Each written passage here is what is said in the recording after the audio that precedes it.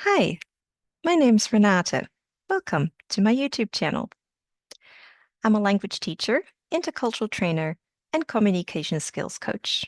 Therefore, my YouTube channel is dedicated to intercultural communication, expat life, business skills and job search across cultures, and foreign language learning. This video today falls into the third category, foreign language learning. So if English is not your first language, if you have studied English to participate in an academic or job-related program in an English-speaking country, you've probably heard of TOEFL and IELTS. There are two options of a test you can take to show your level of proficiency in English as a foreign or as a second language. I teach test preparation for both TOEFL and IELTS, and very often students come to me asking, but which one should I study for? Which test should I take? What's the difference between TOEFL and IELTS? So I've decided to make a video about just that question. What's the difference between TOEFL and IELTS? I've put together a couple of reasons, and therefore I'm going to share my screen with you again, like in all of my videos, and I'll come back at the end of this video.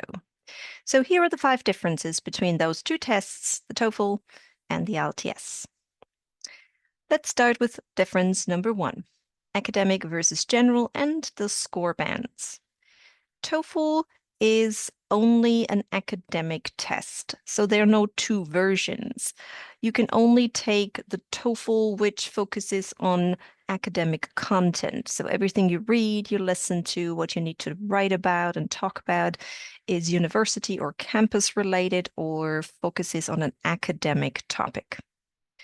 The score band ranges from 0 to 100 points, so there is no pass or fail. Well, that's something the two tests actually have in common. There's no pass or fail, but in a way, you pass or fail by knowing what the university where you want to study or the employer, what number of points or what score band they want you to achieve. So TOEFL is 0 to 120 points, at least for now. That will change as of January 2026 when they're going to change their score band to 1 through 6, and it's more aligned with the CFR, which is the Common European Framework, a way to tell what proficiency level of English you have. IELTS, however, offers you two options. There's an IELTS Academic and an IELTS General. The IELTS General is easier than the IELTS Academic because of the topics that they talk about. Both tests have a reading, a listening, a speaking, and the writing section. So you will have to perform all 4 skills.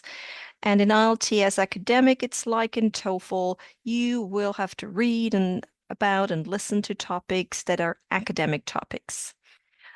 And in a IELTS General, they will give you easier everyday life topics. And so it should be easier. Also, the writing in IELTS generally is easier to do.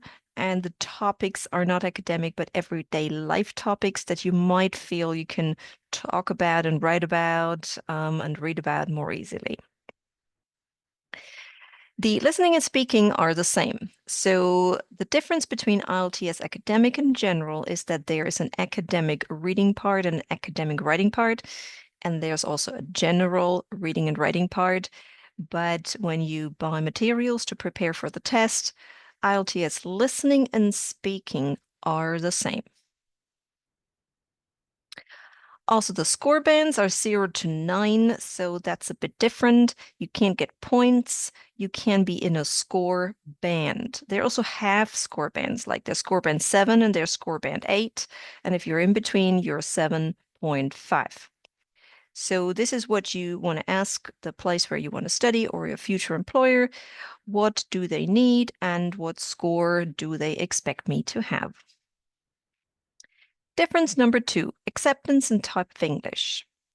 Like I said, you need to ask what they expect. So TOEFL is very common in the US and uses American English. So The listening passages you hear, the conversations, the on-campus conversations you hear, that's in American English.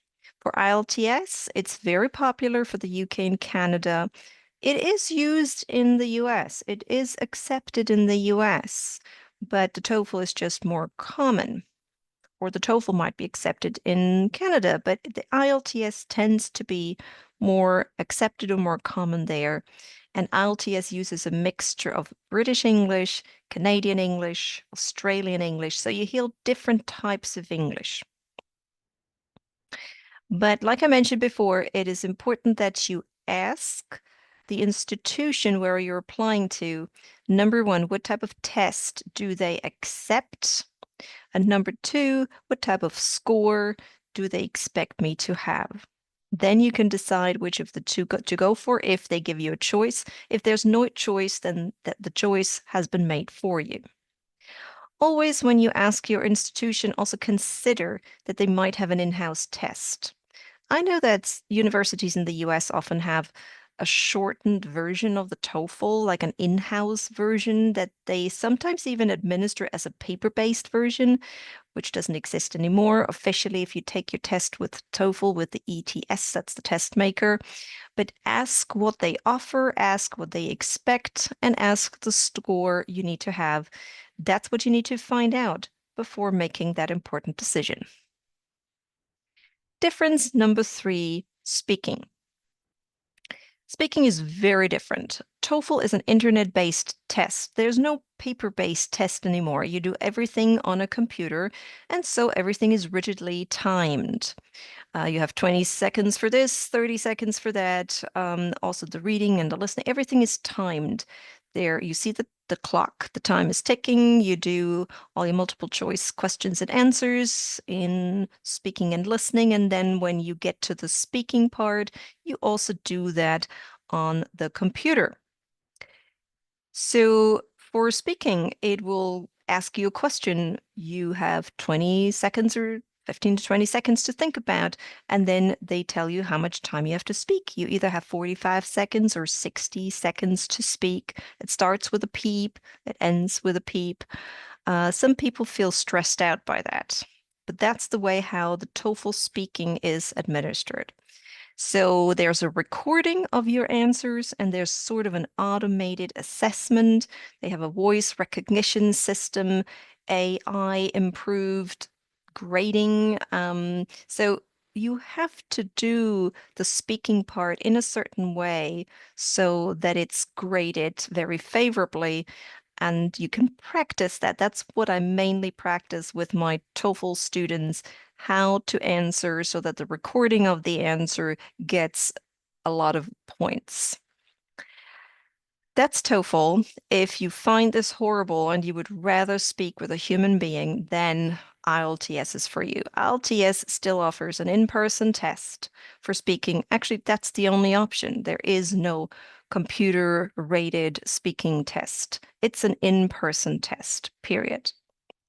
You actually speak with a trained examiner, and there's flexible timing for your answers. It's more like a dialogue. And the assessment is also done by a human being. You answer their questions, you engage in dialogues. That's how the IELTS speaking test is done. So if you have a choice between TOEFL and IELTS because your institution accepts both, and you're very much afraid of that computerized recording of the speaking, the rigid timing, and so on, then maybe IELTS is for you. Difference number four, writing. TOEFL, like I said, is only available as an internet-based test. So you'll have to do it on a computer. There's no more paper-based option except for let's say a university in-house test. Like I said, they may have their own version. It may be paper-based, but if you sign up for the test on the ETS website, Educational Testing Services, that's the test maker, the only choice you have is IBT, internet-based test. Because of that, you will have to type your answer using an English keyboard. Now, if you're not very good at typing and if you're not very skilled at typing on an English keyboard, this is something you may want to practice before the test. Just bear in mind that with TOEFL, you need to be a proficient typer on an English keyboard. IELTS offers both an internet-based test and a paper-based test. Both are available.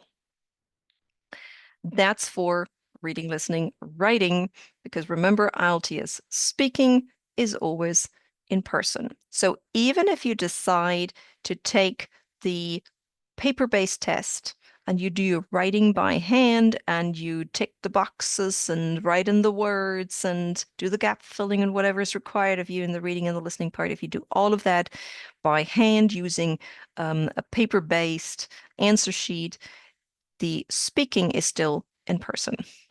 But you have a choice. With IELTS, you can either take the internet-based test or the paper-based test. And our last difference is in the reading and the listening part. TOEFL has 2 academic reading passages, about 700 words each, and they ask you 10 questions each, and you have about 35 minutes to do that.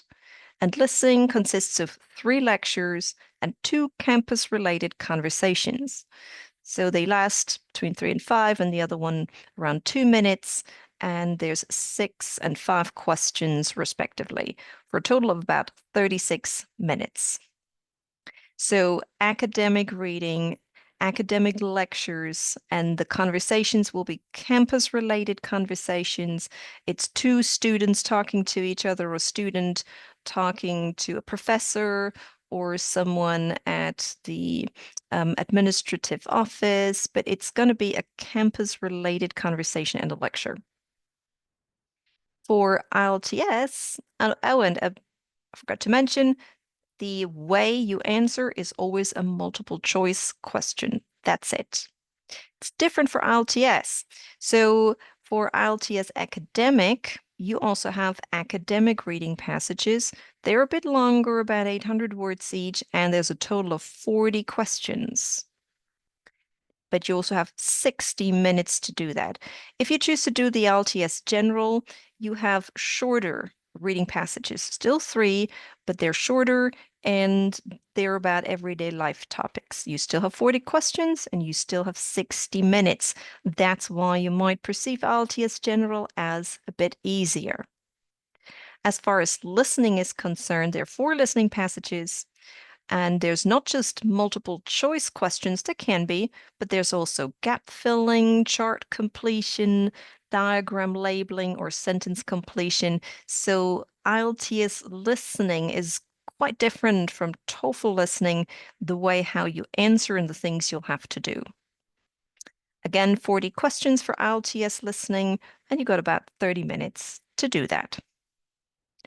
These are the main differences between TOEFL and IELTS. I hope I could help you with your decision. If you prepare well for the test, if you practice online or with a friend, with a colleague, or a teacher who knows exactly what's important and how to prepare, if you do all that, you'll succeed and you'll get the points or the score band you're looking for. If you're looking for a TOEFL or IELTS teacher to help you prepare, you'll find me online using my name, Renate Urban, or you can look for my business, Urban Training and Services. You can visit my website, or you can connect with me on LinkedIn, and then we can set up lessons to prepare you for your next test. I hope I was able to give you a good overview of the differences between TOEFL and IELTS. Either way, it's a demanding test. You need to show good level of English as a second language, but you also need to have good test-taking skills. So that's what we usually discuss during my lessons. We practice, we talk about what's important, and I'll help you to develop good test-taking skills. If you like my videos, please come back and check out other videos on my channel, or subscribe to my channel. Come back for more if you like it. Thank you for joining the community, and thank you for watching. See you again soon from one of my other videos. Goodbye.